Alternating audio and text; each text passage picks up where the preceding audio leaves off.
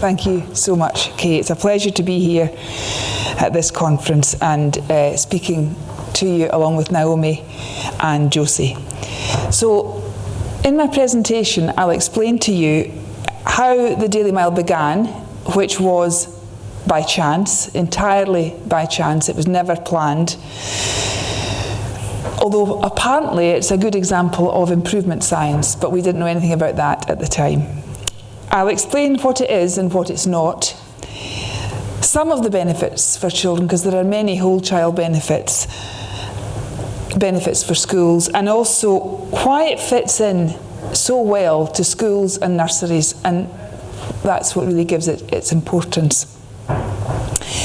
So back in February 2012, I was head of this large, complex primary school and nursery class, very busy, and we got a new volunteer, and he is called Nigel Buchanan. And he turned out to be no ordinary volunteer in the school. He enriched learning over years for the children, chess, storytelling, penny whistle, bringing history to life. He has his own castle, conveniently, where Mary Queen of Scots and Bonnie Prince Charlie obviously slept, clearly not together, but 200 years apart. And critically, when he said something to me which changed everything, it'll become clear what role his age played in this. Because one day, February 2012, he said to me, "Elaine, look at the children in the school, they're not fit."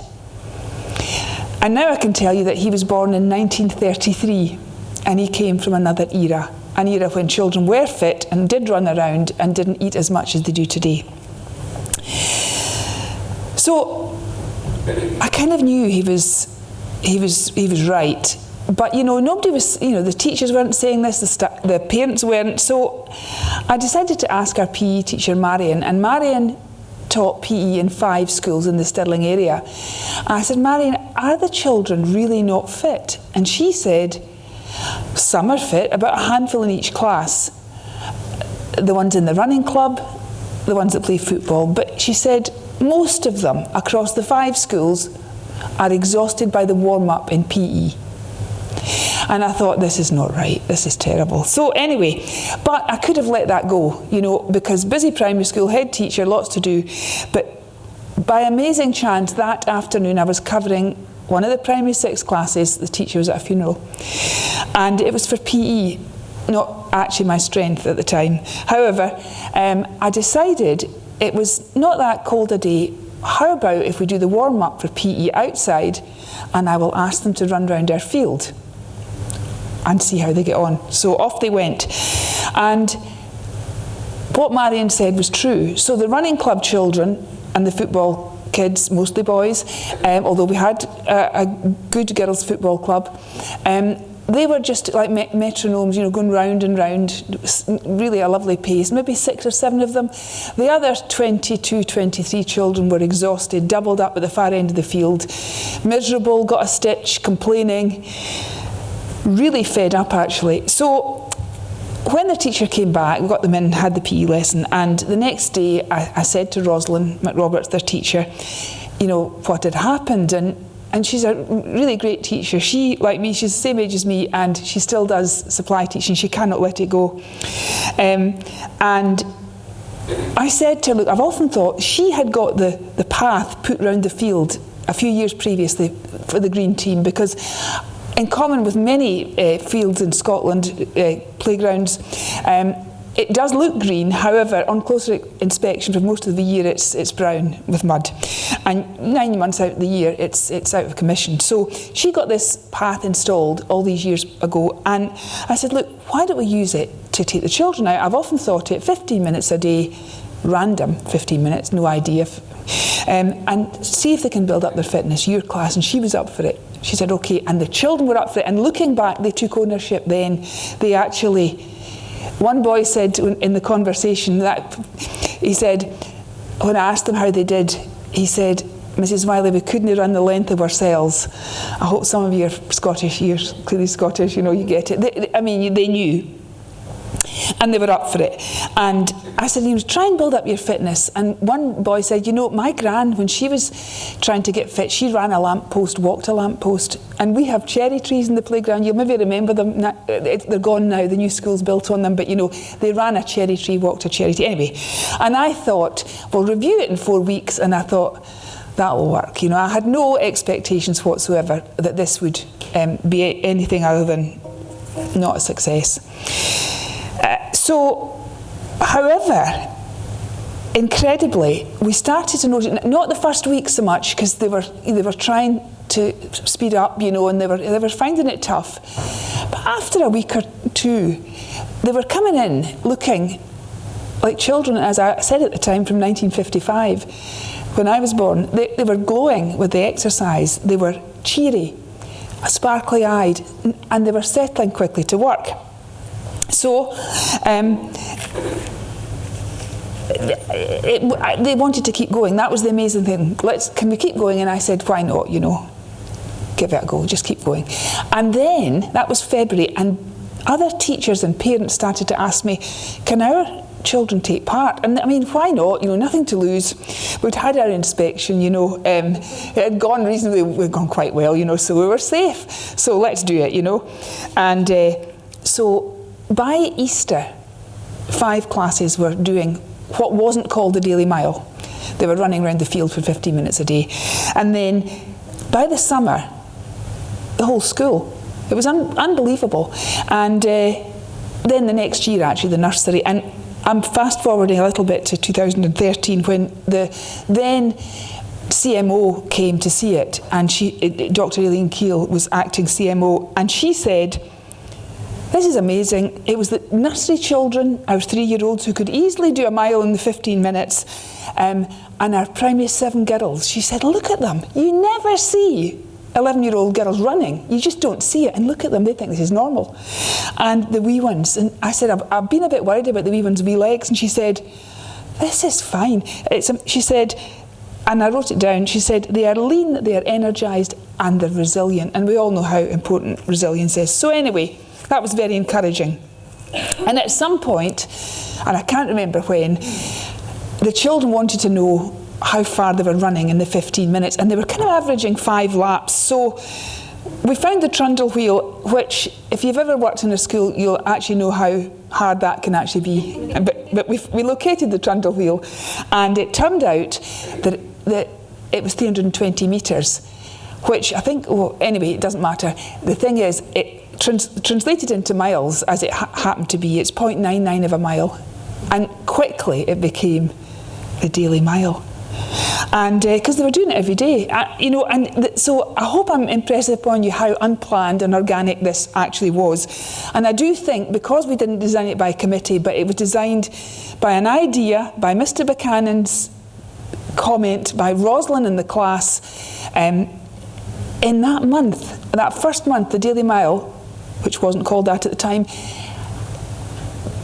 became the thing it is today, and it has never changed across cultures and across countries. It's still the same core principles. So we quickly knew, the whole school community could see, that we had transformational change in the children. But you don't start, going on about something in a school if you've not embedded it for a good while. 1 session, probably 2. Is this going to last? Because the significance of the Daily Mile is that it does last and it can be sustained. So we gave it a couple of years before we started to say, look, we think we've really got something here that other people could be interested in. And what we think we got was something which grew organically, which was never planned, but which is universal. It's for every child, every day, whatever their age, ability or circumstances.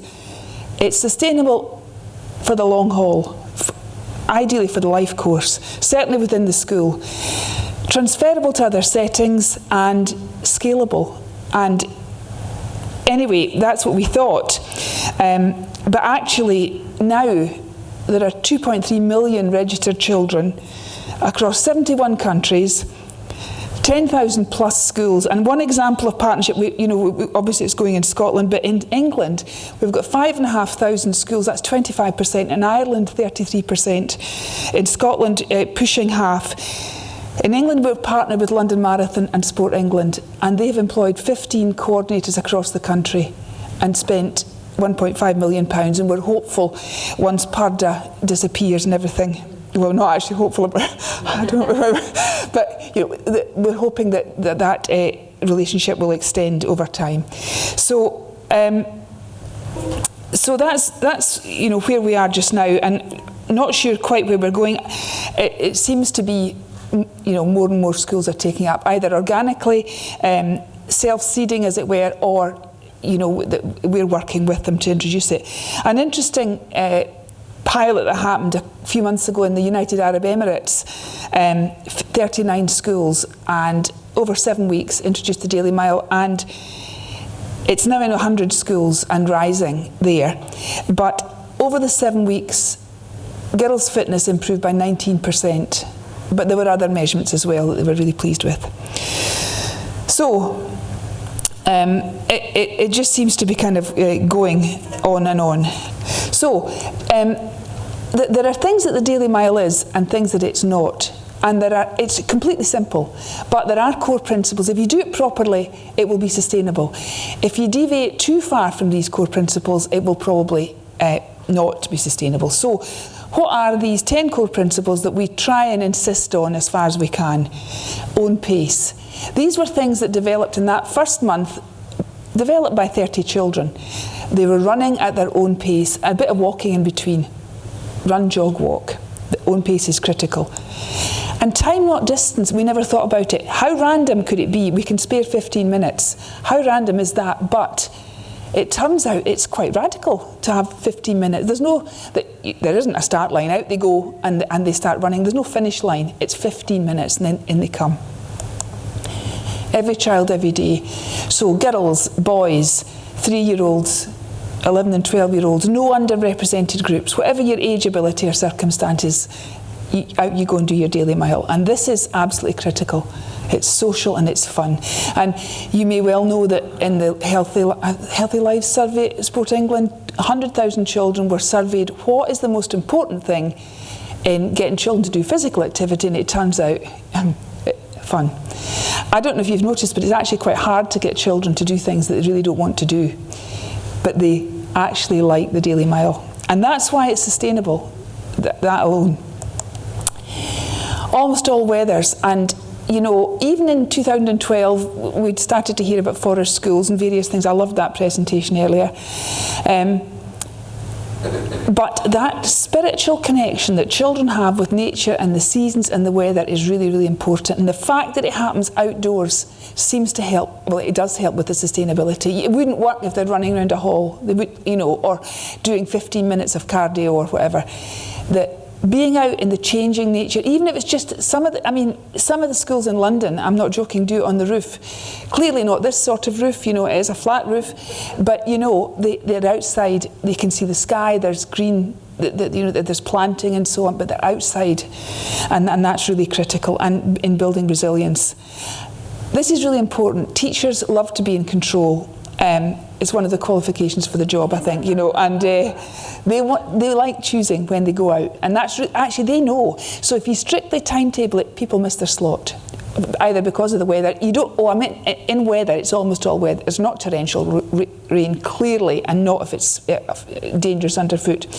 But if it's raining all morning and you miss your slot, when's it going to happen? Or if something happens in the school, teachers really need the flexibility to choose when to go out, and they know when the class is flagging and needs a wee boost. You do not want a 1 mile path. As one London school in Waltham Forest have got a huge field at the back that belongs to the local authority, and they were so proud of it. There's a mile path around it, and I said, well, actually, many of them will be half a mile away when you want them to come in at the end of the 15 minutes. So you want laps so that they can say, I'm going to try and do 1 or 2 more extra laps, or you can count the laps and things like that. In the playground, an existing path. There is now, and has grown up, an enormous industry in the installation of what are known as Daily Mile tracks on the internet. And you really don't need them we had, you know, the children know where to run, they know their playground, out they go. Some schools have chosen and really love their track and really like it and chosen to spend some money in installing it, and that's great, but you know, you'll see the photographs, they run wherever they've got to run. It's easy to risk assess the route. We have a sample on our website, make it wide enough to be social. I should say that these tracks that schools are introducing are not sort of huge ovals, you know, like an Olympic running track, which would be too much for the children. A child-pleasing squiggle round the playground is ideal. This has been huge, running in their ordinary school clothes, and I'll talk more about that later. That's really, really important. And keep it simple. Don't be tempted to overcomplicate it. I've left 4 years ago. I know we had an industry in overcomplication in some areas, but you know, keep it simple. Don't be tempted to have them dribbling a football around it, or you know, it's like herding cats if you do that.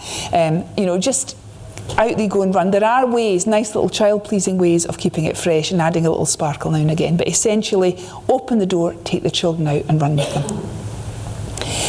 And this is important, no child has to run a mile. And this is what they do in practice. So what I'm going to show you is an infographic which has been developed from schools across the country that have told us this is how far their children are running. So the younger children, 4 to 7-year-olds, half of them do a mile in the 15 minutes. Quarter do more, quarter do less. So you get the incredible stat that 75% run a mile or more every day. How can that not change, you know, their health? And then the older children, there is progression. 90% run a mile or more, but there's 10% of the older ones, 25% of the younger ones don't do a mile, and there'll be a reason for that, but that's okay. And they're encouraged, you know, to kind of challenge themselves, but they're going at their own pace. And this is what it looks like in various places around the country. And that's a leafy suburb in England. And consistently in our Twitter feed, you'll see the children smiling. This is what we did differently we didn't realise at the time. We had no idea. So we removed the barriers without thinking about it to physical activity. So some of the barriers that were removed, no sense of failure. I hadn't realised, Education Scotland told me this, looked at the Daily Mile and said nobody's failing. All these children believe that they're succeeding at their own daily mile, and that's really, really important. They also said they had a beautiful running style, the children, because they run. They said they learn to read by reading, they learn to write by writing, and look at them. They've learned to run like that by running. All the brilliant middle distance runners ran as children. Eliud Kipchoge ran as a child. This is really important at school. I won't go into the idea of the gym cupboard and what it looks like, but you know, there's no faff around the Daily Mile, set up tidy, anything like that. Out you go. It's there. Spoken about that. No staff training, and that's really actually important. You can't leave with all the training. You can't change stage from P2 to P6 and not know what to do. The Daily Mile is really simple. This has been huge. For PE and for sport, you need your kit. You must have it. It's part of the learning. You don't need it for the Daily Mile. And so therefore, cool and uncool is a huge issue for children.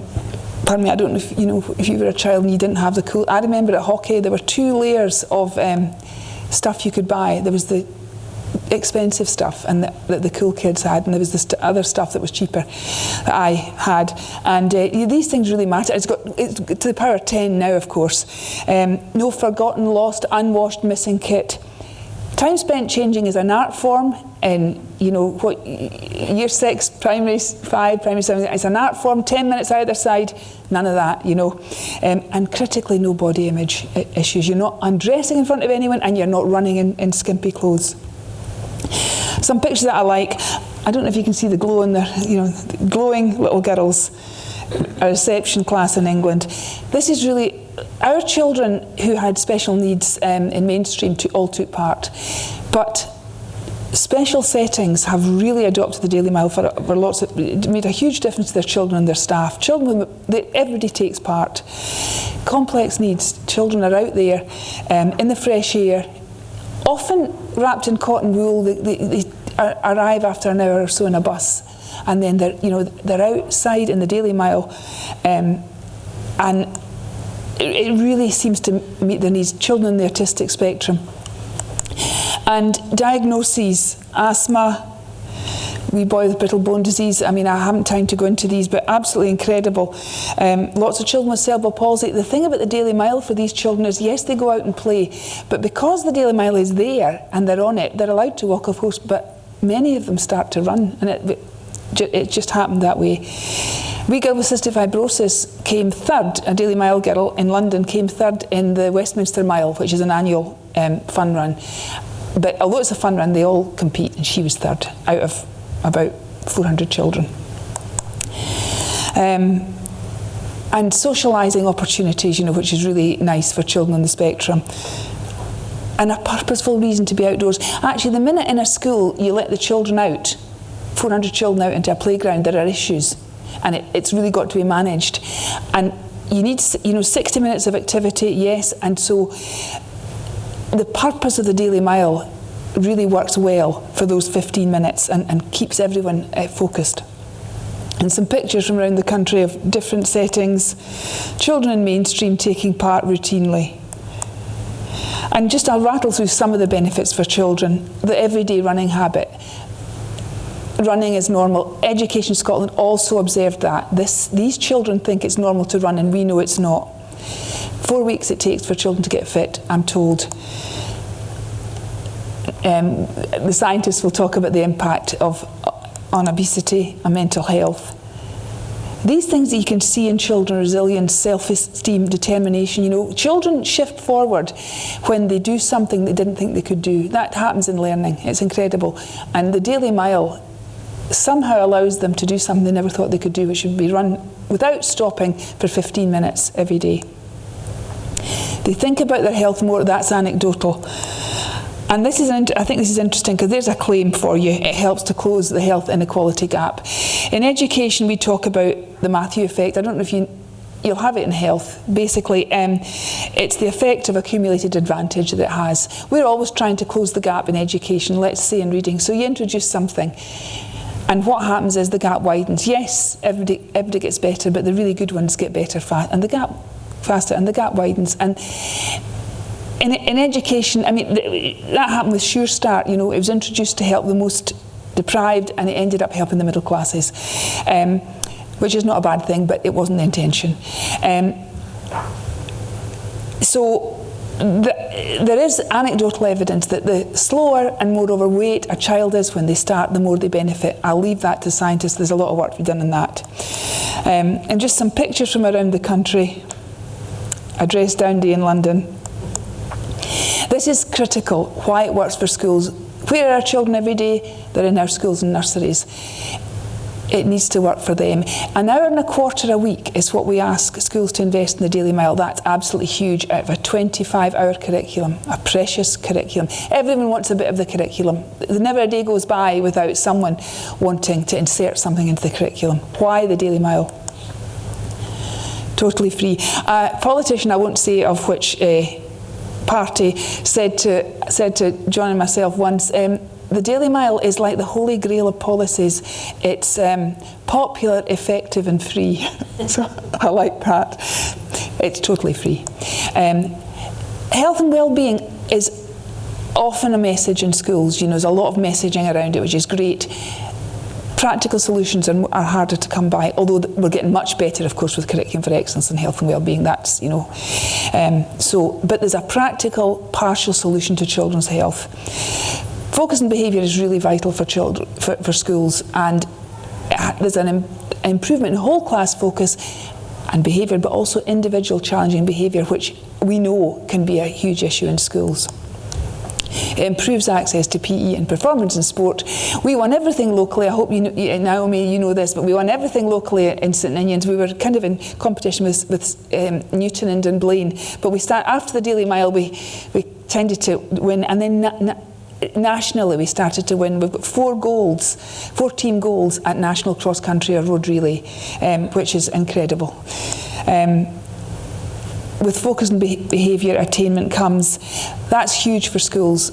the workload is crippling teachers. There's no workload in terms of measurement or assessment or planning. You just open the door, take the children out, lots of curricular links, and no workload for the management in the school. It's completely simple to introduce with no lead time. Teachers benefit and staff. Parents love it. They really, really love it. And I well remember a parent who complained really about everything, actually. And she was in her spot one day, and I thought, oh, here we go, and a big smile on my face. And she said, Mrs. Wiley, I just have to tell you, I love the Daily Mile. I just love it, which was great. Parents, and it was parents who kind of got it out there and beyond the school. Lots of relationships benefiting away from the four walls of the classroom, and disclosures, and we're hearing this up and down the country. Children are taking advantage of the safe space every day to talk to their teacher. Easy to involve family, lots of family engagement and community engagement, and it helps to meet these recommendations. So there's a primary school in Slough. Out they go, everybody together, and we've had to reflect, why do children love the Daily Mile? That's why it's sustainable. So this is a question asked by someone called Sue Palmer. You might know her. She knows all about childhood. But I'm going to ask you this question. So, why do children love the Daily Mile? Don't tell me what it is, but think of a memory from your childhood when you were playing and you were happy. And tell me when you've got it. Sort of indicate somehow. Can you remember a time when you were a child and you were playing happily? So answer these questions out loud, please. Were you indoors or outdoors? Outdoors. Were you on your own or with others? And were there adults closely supervising you and telling you what to do? No. And that's childhood. And those are the needs of childhood. And the Daily Mile works, I think, for schools, because it meets those, not all the needs, but those needs that children have in 15 minutes. So, picture, just almost second last picture to finish on, and these two girls in the yellow and the red are in the nursery in St Ninians, and I can't remember the year, but it's it was maybe, 2014 or something. They were in the nursery then, and they have been running at school, a nursery and then school, for all these years, and they're still running. And I know all the children in that picture, and I just like to think, that they're still running, and they've benefited from all these years from Mr. Buchanan saying, Elaine, the children are not fit. But we did follow through in that, obviously. So thank you very much indeed for listening, and I look forward to hearing what Naomi and Josie have to say about the science, which I hope you'll like.